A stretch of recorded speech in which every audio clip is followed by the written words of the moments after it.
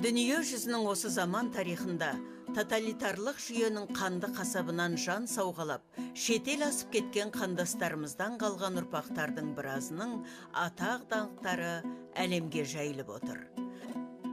Елден жырақ жүрсе де, Қазақстанмен тығыз байланыста болып, өркениетімізге өлшеусіз үлес қосып жатқандары жетіп артылады. Солардың бірі әрі бірегейі қазақ руханияты үшін ерен еңбек сіңірген аты әлем қазақтарына әйгілі қайраткер, жазушы, Мимар Синан университетінің профессоры, тарих ғылымының докторы Әбдуақап Қара ағамыз. Мен өзім İstanbul'дың, осы Zeytinburnu, бүгін тұрған жерімізде Zeytinburnu ауданында тудым. Son өз жерде бастауыш мектеп, орта мектеп осыны бітіріп, кейін сол İstanbul Üniversitesi'nde тарих факультетінден білім алып, 1988'de Germanya'nın München қаласындағы Азаттық радиосында 7 жылдай жұмыс істедім. 95 жылға дейін. Аталарымыз Шығыс Қазақстанның Марқакөл өңірінде туып өсіп, 1939 жылы Қытай ауып кетеді, Үндістан, Пәкістан арқылы 1952 жылы Түркияға келіп тұрақтаған екен. Адамзат тарихында сирек кездесетін, тіпті болып көрмеген осы сұмдық сүргіннің сырын білгім келді. Бала күнімнен мазалаған осы бір жұмбақ құбылыс мені тарихшы қылды дейді ғалым ағамыз ағынан жарылып. Біз енді Американың Азаттық радиосына қалай барғанын сұрадық. 1987 жыл Азаттық радиосында Джекан Бабиш деген дүниежүзілік екінші соғыста легионда болған кісі. Сол кісі радиода жұмыс істеп, сол қазақ редакциясының бастығы екен. Сол кісі емтихандан өткізіп, мені қабылдады. Маған ағылшын тілінде текст берді. Сіз деді, бұны деді, қазақ тіліне аударыңыз деді. Мен айттым, мен аударайын. Бірақ қай алфавитпен жазамын? Мен Түркияда туып өстім, латин әліпбиін білемін. Латин әліпбиін қазақша жазалым.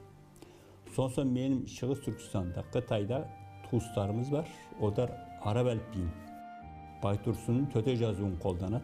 Мен олармен қат жазысып отырғым. Сондықтан ол әріпті де білем.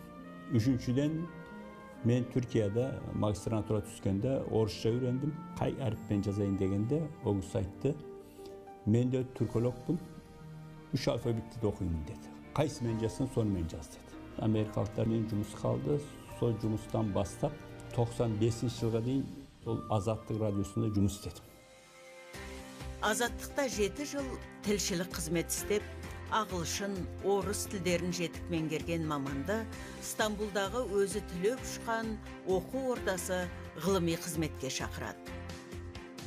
Өзім ішімде бір ғалым болсан деген арман бар еді. Сол жолдасым Тайраға да айттым, осылай мен Гүлчин Чандарлы олып, апайым шақырып жатыр. Біз енді Стамбулға қайтайық.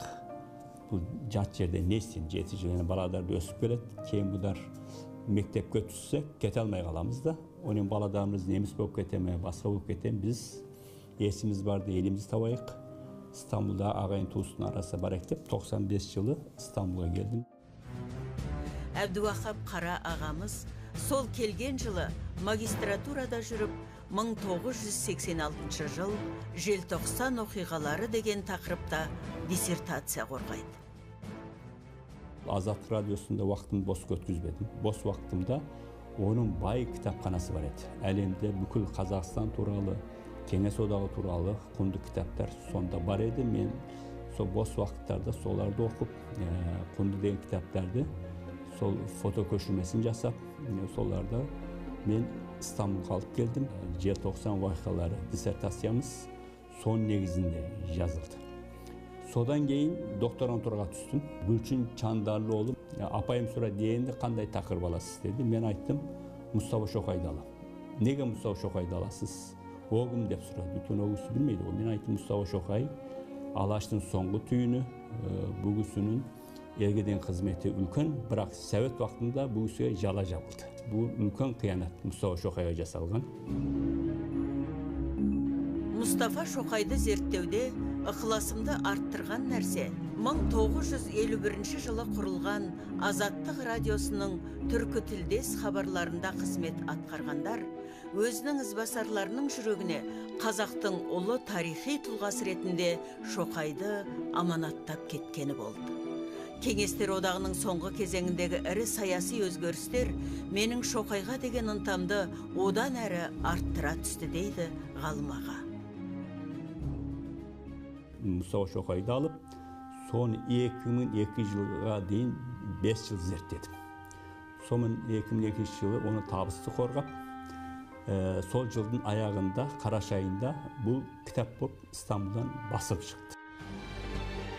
Кенесарының кеңес дәуіріндегі ұлт азаттық рухты бейнелеген тұлғасы тәрізді, Шоқайдың да күреске толы тағдырының көпшілікке мәлім де беймәлім қырсыры терең талданған. Мұстафа Шоқай мен тәуелсіздік жолындағы тарихымыздың мазмұны тереңдей түсері хақ. Азаттық радиосына жұмыс істеген кезде, сол 90-шы жылдардың басында қазақ баспасөзіне үлкен талас жүріп жатты. Мына гласност перестройка дейміз ғой, қайта құрудың соңғы жылдары алаш қайраткерлер ақталды. Бірақ Мұстафа Шоқай туралы ешкім сөз айта алмады. Мұстафа Шоқай Қазақстанның соңғы шындығы ретінде менің ойым бұлай. Қазақстан тарихшылары көптеген шындықтар, деректерді ортаға шығарды, жарыққа шығарды, үлкен жетістіктер бар. Бірақ қазақ ғалымдарының жазғанын көп адам оқымайды. Мысалы үшін біздің жазған бір кітабымыз 1000 тиражбен шығады. Оны енді аз адам оқиды. Сондықтан ендігі жұмыс сіздердің жұмыстарыңыз. Бұның шындығын сонда бұл көпшілікке тарайды. Иә, кешегі күнді ақтауда, қаралауда бүгінгінің мақсатынан туындайды. Төреші болар тек уақыт қана. Дүниежүзілік екінші соғыс бұрқ етіп, нацистер жандарды қармап жатқанда Францияға қауіп көтеріп төнеді. Сол кезде Францияда өмір сүрген Керенский, Милюков сияқты орыстың үлкен саясаткерлері Америкаға қаша бастайды. Олар Мұстафа Шоқайға айтады: "Мұстафа, жүр бірге кетейік." Сонда Мұстафа Шоқай айтты: "Жоқ, мен кетпеймін. Неге? Мені қиын қыстау кезде француздар құшақ жайып қарсы алды. Бұл жер менің екінші отаным. Француздар не көрсе, мен де соны көремін." Біз 2006 жылы Парижде сондағы диаспора өкілдері менен Мұстафа Шоқай француз қазақ достық қоғамын аштық. Мен сонда барып бір конференция бердім. Конференцияның тақырыбы Мұстафа Шоқай және Франция деген. Мен баяндамамда осы жайтқа тоқталдым. Мұстафа Шоқай тек қана Қазақстан үшін, Түркістан үшін құрбан болған жоқ. Франция үшін де құрбан болды деп едім. Әгіс орнынан тұрып, мені құшақтап, "Мөсье профессор, бұл ұлы адам екен, біз бұған музейде орын беруіміз керек" деді. Сонымен бүгін Ножан қаласында Мұстафа Шоқай тұрған аудан, соның музейінде Мұстафа Шоқай орын берілді. Ғалым ағамыздың бұл әрекеті ұлтының ұлы тұлғасына деген шексіз махаббаты. Бұдан өзінің де моральдық бет бейнесін көруге болады емес пе? Енді қазақ сығаламасын, сығаласа кіріп кетеді деген сөз бар. Соны бергеннен кейін, мен бір жылдан кейін тағы бардым. Сол әкімге айттым: "Әкім мырза," дедім, "сізге рахмет, музейден орын бердіңіз. Енді тағы бір өтінішіміз бар," дедім. "Айтыңыз, не керек сізге?" деді. "Мен де Мұстафа Шоқай тұрған үйдің алдындағы көшеге Мұстафа Шоқайдың атын берейік деп отырмын," дедім. "Жоқ, мөсье профессор, бұл болмайды," деді. "Неге болмайды? Өйткені көп адам әдірес өзгереді де бұл қиыншылық туғызады. Бұны бере алмаймыз," деді. "Бірақ," деді, "сол көшенің бұрышында бір бос алаң бар, соны беруіме болады." "Болады," дедім. Сондағы біздің қоғам қайраткерлеріне айттым: "Естідер ме? Еуропалық қалысы айтпайды, бір айтса орындайды. Бүгін айтқаннан кейін біз жұмыс істеуіміз керек" деп 2013 жылы сол жерге Мұстафа Шоқай паркын аштық. Сол жылы біздің мәдениет министріміз Мұхтар Құл-Мұхамбетов келіп, мен де барып сол жерде біз Мұстафа Шоқай саябағының тұсаукесерін жасадық. Ай ортақ, күн ортақ, жақсы ортақ. Жаманға ғана ие жоқ деген осыда. Қанша елге қорған болсаң, сонша елдің азаматысың. Bunu estigen benim Türk dostlarım aytты. Biz бұған таң қалдық деді. Osman Patşalı кезінде bizim көптеген ziyalımız Paris'de ömür sürgen dedi.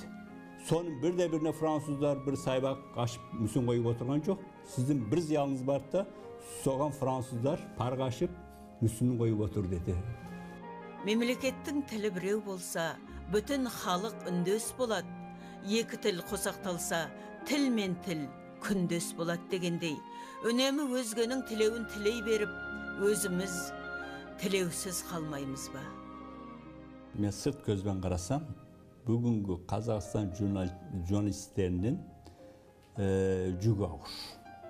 Бұл Türkiye'dегі jurnalistен де, Amerika'dagi jurnalistен, tipte Resey'deki jurnalistен de Қазақстан jurnalistlerinin, әсіресе ана тілдегі jurnalistlerin жүгі ауыр. Неге дейсіз бе? Өйткені сіздер қазақтың jurnalistleri Reseyмен жарысуға мәжбүр болып отыр. Неге? Өйткені республикада бүгінгі таңда орыс тілді хабарлар жүріп жатыр. Мәскеуден тікелей эфирден шығып жатыр. Ал Ресейден теледидары jurnalistlerin мүмкіншіліктері қазақ jurnalistlerine қарағанда орасан көп. Ал Türkiye'de onday problemi жоқ. Türkiye'de tek Türk halkı Türk тілін біледі. Сондықтан бұл жақта Türktің өзінің хабарларын көреді. Сонымен қатар бұл жақта республикалық теледидармен жарысатын екінші бір теледидар жоқ. Бірақ Қазақстанда бар, ол Ресей теледидары. Халықтың көпшілігі, әсіресе зиялы қауым, орыс тілді хабарларды көбірек көреді. Біз айтамыз, ана тілді көтеруіміз керек. Бірақ ана тіл күнделікті өмірде қолданылса, экономикада қолданылса, ғылымда қолданылса, журналистикада қолданылса дамиды. Сондықтан біз сол үшін жұмыс істеуіміз керек. Bizim қазақ журналистикасына меніңше көп қолдау көрсеткен сөзім сол. Оның журналисттерімізді әдейі Америкаға, Лондонға, ағылшын тілін үйретуге жіберуіміз керек. Орыс тілінде ақпаратқа қарап біз халықаралық уақиғаларға баға береміз. Сондықтан қандай түзілім жасасаң да орыстың артында қаласыз. Неге сен орыстан алып отырсың? Мен 92-ден бүгін 2018-ге дейін 26 жыл бойы мен Қазақстанмен араласып келе жатырмын. Көп нәрсе өзгерді. Көптеген жақсылықтар болды. Мен еш ұмытпаймын, 92-де құрылтай кезінде Алматыда жүргенде бір магазинге кірдім. Бір нәрсе сатып алайын деп. Қазақша сұрадым сатушы әйелден. Ол айтты, сен неге қазақша сөйлейсің? Орысша сөйле деді маған. Мен айттым, орысша білмеймін. Орысша айт деп тұрып ал деді. Оны мен амалсыздан паспортын шығардым. Мен Түркияның азаматымын. Қазақша ғана білем деген ой кешіріңіз деді, маған алатын затымды берді. Сөз кезегінде ғалым ағамыз қазақ халқының рухани өмірінде саяси проблемалардан көрі адамгершілік проблемалары үстемірек орын алатынын меңзеді.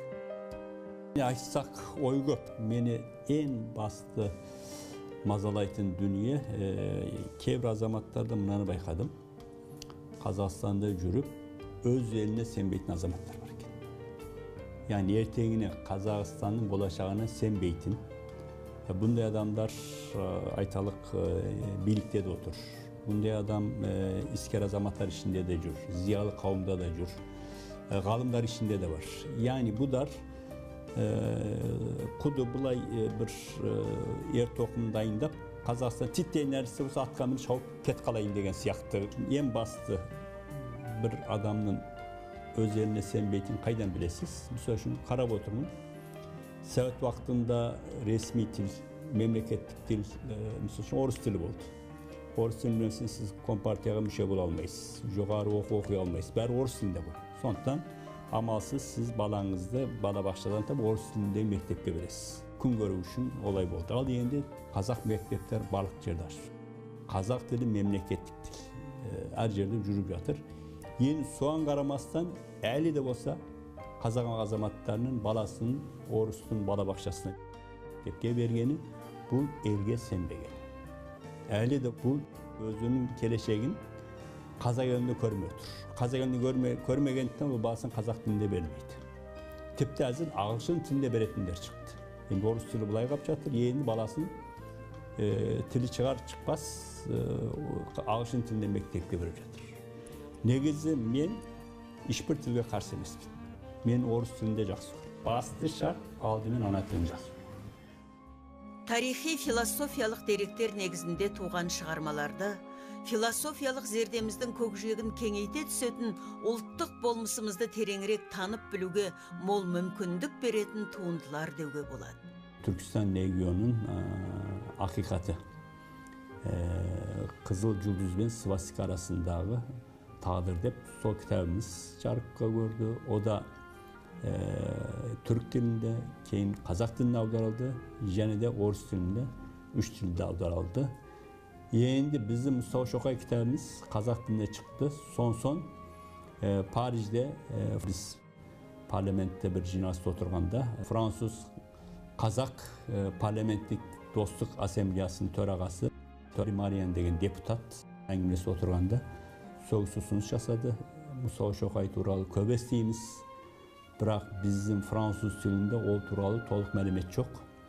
Сіздің бұл кітабыңызды рұқсат етсеңіз, біз парламент атынан бұны аударып шығарсақ деп, сол ұсыныс бойынша 2013 жылы Париж қаласында Мұстафа Шоқай кітабымыз жарық көрді. Son kitabımız biri жарық көрді Астанада. Бұл да біздің Түркия қазақтан көш тарихы. Қожан Уәзір Ақсақа деген атамыз сол көшті бастан аяқ өмірде көрген, білген. Мен бұл кісінің үйіне барып әңгімелесіп отырып, бүкіл білгендерін түсіріп, қағазға түсіріп, бұл кітап қылып жарыққа шығардық.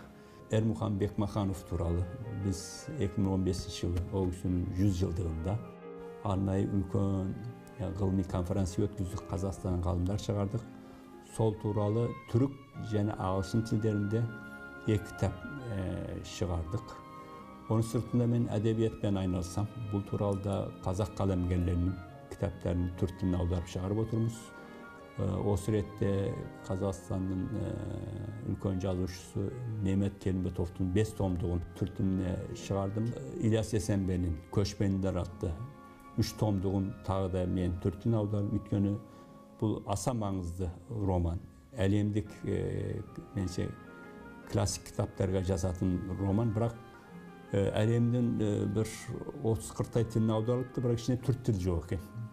Сондықтан оны мен қазақ хандығының 553 жылды аталып атқанда, сонда түрік тіліне аударып, түрік оқырмандарымен де сол кітапты қауыштырдық. Қоғам алдындағы адалдығы, суреткерлік батылдығы мен үйлесім табалған, тыңдарман алдында көзге түсуден көрі, көңілден шығуға тырысатын кейіпкеріміз, өзінің халқының алдындағы қадірін білсе де, өзін дәріптеуді мақсат етпейтін жан. Өйткені ер еңкейген сайын еңселене түседі. Тағы менің бір арманым Қазақстан тарихи болады. Сол 2006 жылы бір баспагер маған ұсыныс жасады. Сосын мен 1992-де сол Қазақстанда шыққан Қазақстан тарихын көне дәуірлерден қазірға дейін Қазақстан және қазақтар деген атпен түрік тілінде жарық көрді. Енді тағы да аударма үстіндеміз.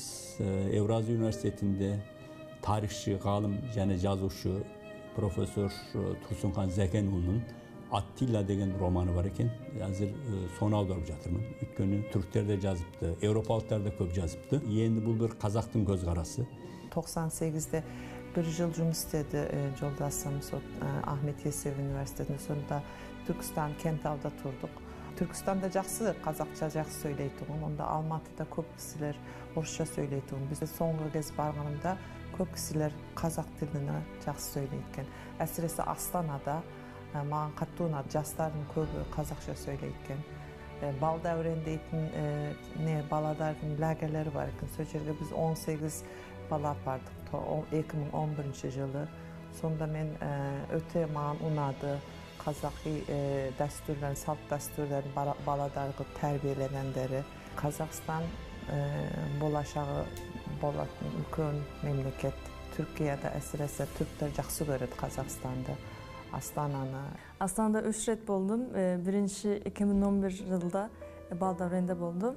Ötken жылы Gülşara Hanım men bolduk. Özüm bardım. Kıdırığa bardım. Onun adı men özüm Arxitектür okup жүрмін. Астана жаңа қала маған ұнады. Мен және имараттар көрдім. Жұмысымға көмектесті жаңа қала. Маған өте ұнады. Маған түрк достарым айтады, Қазақстанда барасың ба? Астанада болдым, мақтанамын, қатты қызығады.